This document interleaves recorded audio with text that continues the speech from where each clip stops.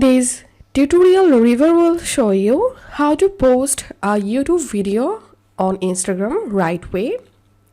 In this video, I will show you two methods to post a YouTube video on your Instagram.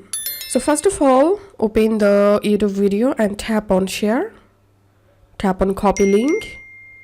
Once you copied the link, you have to download the video. Go to your Google, open a browser and search for how to download YouTube video. Then you will get lots of website where you can download YouTube video. So download it, and once it's downloaded, go to your Instagram and then you will be upload the video on your Instagram.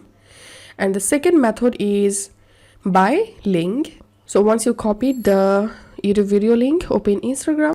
Tap on this plus icon at the bottom, tap on story, and I'm gonna tapping on create, changing the background color, tap on the sticker icon at the top, tap on the search box and type here link and select the link option from here and enter here the YouTube video link, tap on done, and now you can share this post. So this is the two method to post a YouTube video on Instagram. If you find this video helpful, make sure to subscribe to Tutorial River. See you in the next video.